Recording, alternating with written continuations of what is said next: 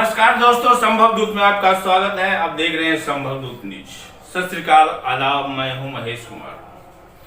कहावत है कि सच्चाई छुप नहीं सकती, बगावत के असूलों से खुशबू आ नहीं सकती कभी कागज के फूलों से। उसी तरह किसी और शायरों ने कहा है कि सच सच ही होता है। सच परेशान हो सकता है लेकिन पराजित नहीं। इसी मामला को लेकर के आज मैं आया हूं कि सच्चाई को कोई भी छुपाना चाहे, लेकिन चोर तो चोरी करता है, लेकिन कोई ना कोई ऐसा सबूत छोड़ के जाता है जिससे कि उसको गिरेबान पकड़ने के लिए उतना एक छोटी सी भूल ही काफी है।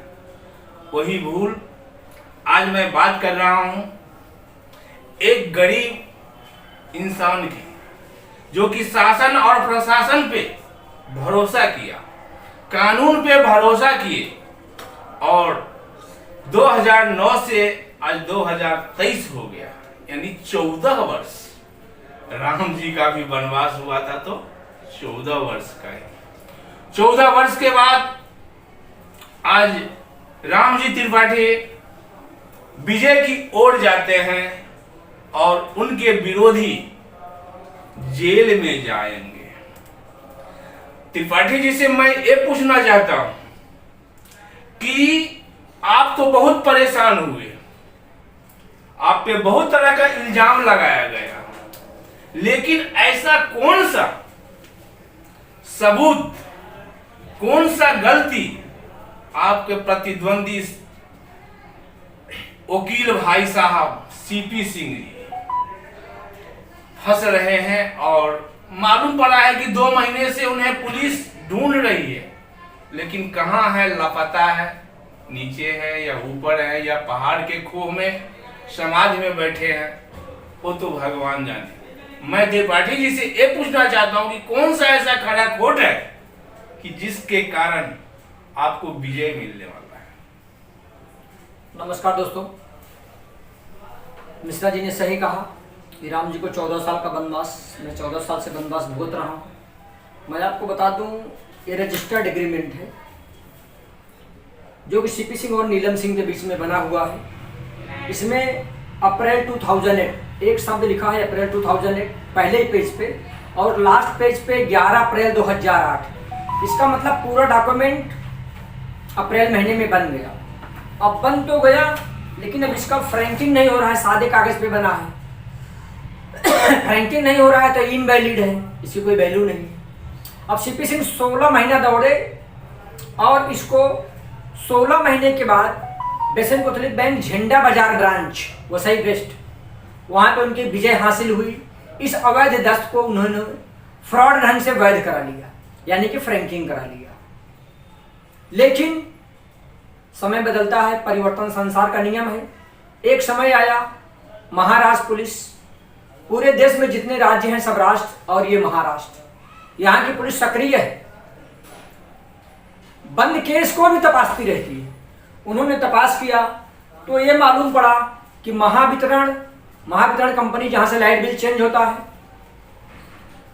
वसई विराट शहर महानगर पालिका जहां से घर पट्टी चेंज होती है, उप निबंधक ताम तालाब जहां पे सोसाइटी के लिए डॉक्यूमेंट जमा किया जाता है, इन कार्यालयों में जो सीपी सिंह और माननीय मैडम नीलम सिंह पति पत्नी हमारे भाड़ोत्रियों ने जो मिलकर के दस्तावेज जमा किया है, इसमें लिखा है एग्रीमेंट फॉर सेल, डेट है अप्रैल 2008, फ्रैंकिंग है 2009, कोई खाड़ा खोड़ नहीं। इसका मतलब ये गलत है, ये गलत है, फ्रॉड हुआ है। अब इसी आधार पर ये जो दूसरा डॉक्यूमेंट है, इसका रजिस्ट्रेशन हुआ है 18/11/2009 को, नवंबर महीना दीपावली के बाद 18/11/2009 को इसका रजिस्ट्रेशन हुआ है। पति पत्नी के बीच दोनों जन का इसमें फोटो है। पति ने बेचा और पत्नी ने खरीदा। दुनिया के पति अपनी पत्नियों को गिफ्ट देते हैं, सीपी सिंह इकलौते ऐसे पति हैं जो अपनी पत्नी को बेच देते हैं। अपना फ्लैट उन्होंने बेच दिया, ये अंगूठा है, दोनों का पति पत्नी का फोटो है। अब भाड़े का घर मस्त इन्होंने बेच दिया अपनी पत्नी को, उस टाइम तो उनको बड़ा मजा आया। अब इनके चक्कर में इनकी पत्नी 2 बार बेचारी जेल काटी। और अब ये इनके कारण रजिस्ट्रार पर एफआईआर होगा। रजिस्ट्रार पर एफआईआर क्यों होगा? एग्रीमेंट के समय ये दो गवाहों को बुलाए थे। उन दोनों ने जब देखा कि पेज नंबर 1 और पेज नंबर 14 पर रजिस्ट्रार राजेंद्र नारायण चौधरी ने कहा खाड़ा खोड़ करके वहां पे डेट चेंज कर दो।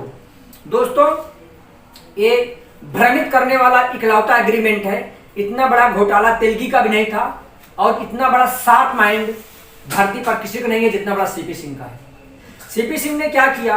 रजिस्ट्रार को पटाया और 20 महीना दौड़ते रहा। अप्रैल से लेके नवंबर तक जोड़ लीजिए, पूरा 20 महीना होता है। अप्रैल 2008 से नवंबर 2009। हाँ, तो आप बोलेंगे साहब ने 12 महीना त्रिपाठी 20 कहां से बोला? त्रिपाठी नींद में भी होश में रहता है, ठीक है। अभी ये 20 महीने के बाद इन्होंने फ्रैंकिंग कराया, रजिस्ट्रेशन कराया। अब रजिस्ट्रेशन के दिन 18/11/2009 को यदि यहां पर रजिस्ट्रार राजेंद्र नारायण चौधरी ने सीपी सिंह नीलम सिंह से कहा इसको खाड़ा खोड़ करके वही फ्रैंकिंग वाली पिछली तारीख डाल दो। अगर ये पिछली तारीख नहीं डालते, एक करेक्शन मेरी लाइफ को 14 साल बर्बाद कर दिया और मुझे 14 साल का बनवास मेरा बर्बाद हुआ एक करेक्शन से। एक करेक्शन में मेरा 14 साल बर्बाद हुआ है। अब इसी करेक्शन में उनको 14 साल लगने वाला है और यहाँ की महाराष्ट्र सरकार, माननीय न्यायालय निश्चित लगाएंगे। संभव दूत शुरू से हमारे साथ रहा है, प्रतिक्रिया लोगों को देता रहा है। सीपी सिंह ने संभव दूत को जान से मारने की धमकी दिया, हमें भी एक बार जान से मारने की धमकी दिया, मेरे ऊपर गाड़ी चढ़ाने की कोशिश किए, मुझे वो कंप्यूटर से नेट बैंकिंग फोन करवाए कि तुम्हारे पूरे परिवार को खत्म कर दिया जाएगा। लेकिन मैं डरा नहीं, क्योंकि मुझे मालूम है मृत्यु लोक है, एक दिन मरना है। लेकिन मेरा ही लिए हैं और मुझे ही मारेंगे। और उनको तो धन्यवाद देता हूं महाराष्ट्र सरकार के कुछ अधिकारियों को, जो कि 12 एफआईआर होने के बावजूद उनको गन लेके रखा है। गन, अगर कभी मेरी मृत्यु उनके गन से होती है तो उनके सिवा कोई और मारेगा क्या? पूरी धरती पे मेरा कोई दुश्मन नहीं है। दुश्मन उनको अभी भी मैं नहीं मानता, लेकिन अगर वो गन लिए हैं और उनको मालूम है कि उनको 14 साल की सजा या लाइफ टाइम लगने वाला है, 100% लगने वाला है, तो वो मरता क्या न करता के हिसाब से वो मुझे मार सकते हैं।